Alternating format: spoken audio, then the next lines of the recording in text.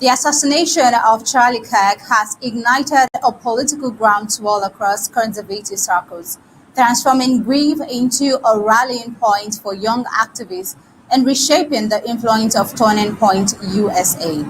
In the days since his death, the organization he founded has reported tens of thousands of new chapter requests, suggesting his killing may accelerate the very movement he built. As leaders, including President Donald Trump, prepare to honor Kirk at a memorial service in Arizona, questions are emerging about how his legacy and the anger over his death could shape America's culture and the 2026 political landscape. As we dive into the details, these and more will be explored in today's Flash News. Good afternoon and welcome. I am Tabitha Akro. Let's begin.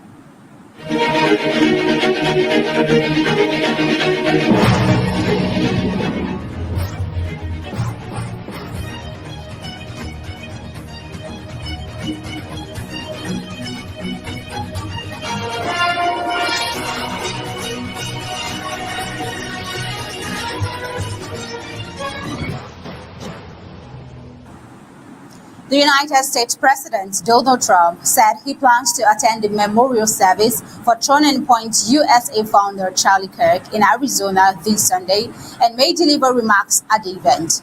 Speaking to reporters in the Oval Office on Monday, President Trump suggested the suspected gunman who killed Kirk was radicalized online by left-wing content. He described the suspect as having a seemingly stable background before turning to extremism. Let's take a look.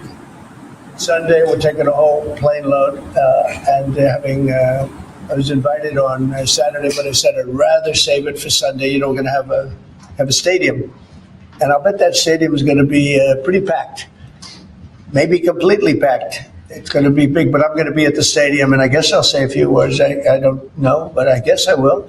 But I knew him very well. He was an amazing guy. He was all about.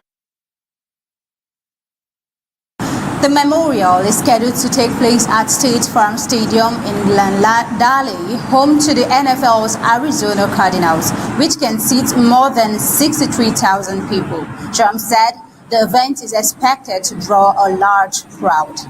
Turning Point USA has reported a surge in interest since Kirk's death, with over 37,000 new requests for campus chapters in the first 48 hours. Trump noted that the organization could grow larger than originally envisioned under Kirk's leadership.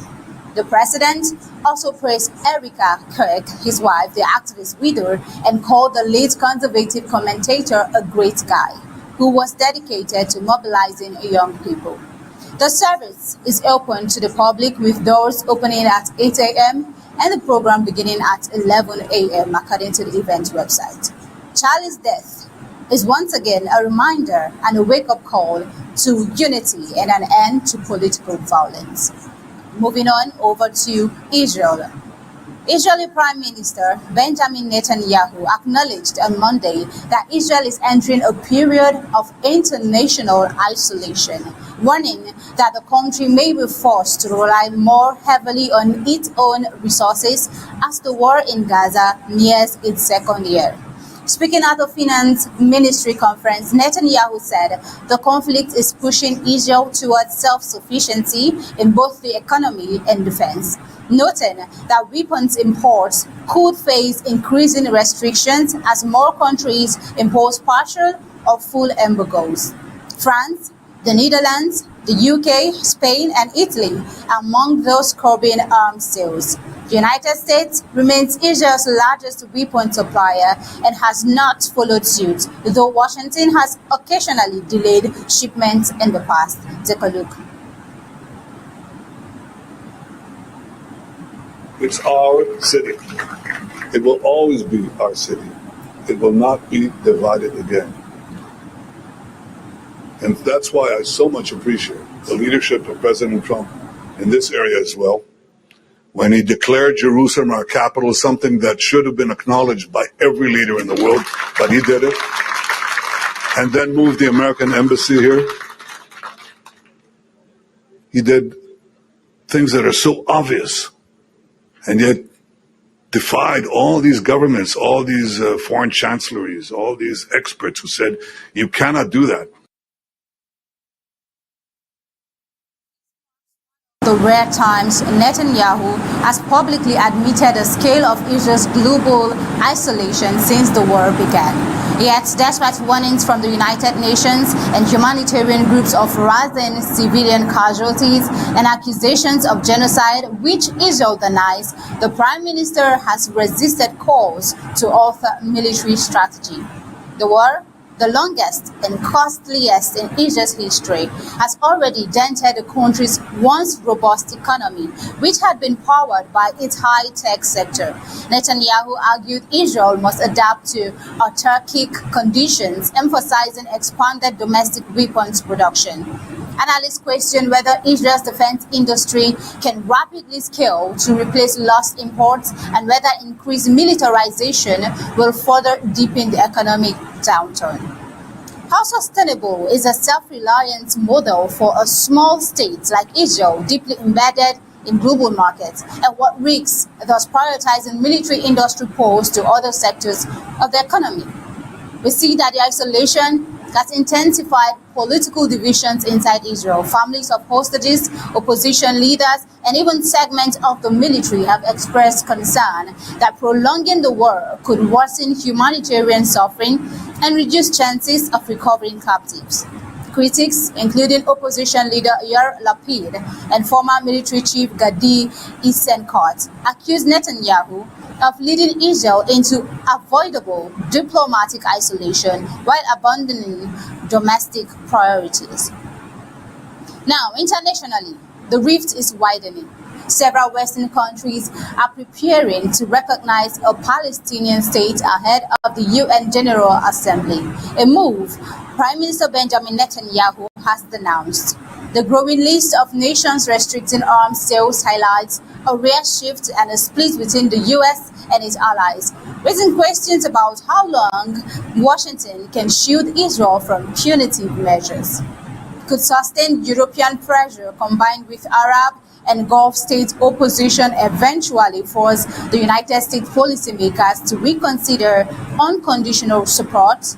And if sanctions spread beyond arms to broader economic restriction, how resilient is Israel's position on the world stage? Prime Minister Benjamin Netanyahu, maybe most probably the first in years, has just identified that Israel might be going through an isolation period.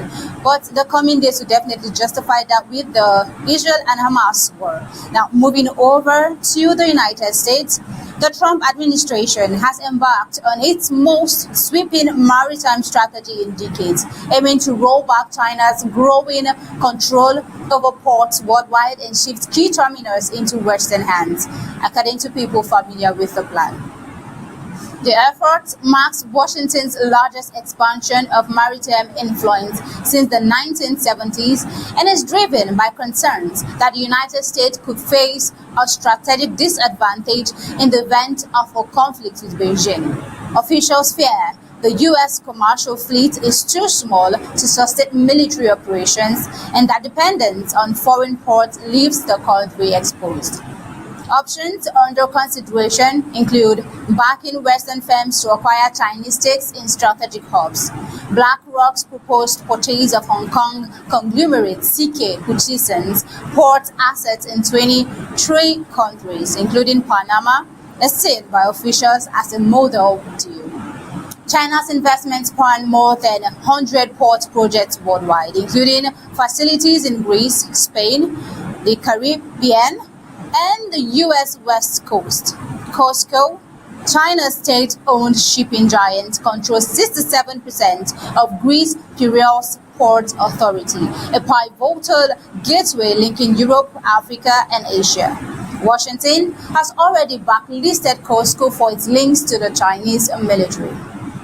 United States officials are also reviewing Beijing's presence in Spain's Valencia and Bilbao ports, Panama's Canal terminals, Jamaica's Kingston hub, and Chinese-linked operations at Los Angeles and Long Beach. Analysts warn these assets could leverage for espionage, supply chain disruption, or even military advantage. Now, beyond acquisitions, the White House has denounced measures to revive U.S. shipbuilding, expand domestic registries, and impose fees on Chinese-flagged vessels docking in the U.S. A proposed shipping registry in the U.S., Virgin Islands, and efforts to reclaim Australia's Darwin port from Chinese operator Landbridge highlights Washington's push to reclaim influence.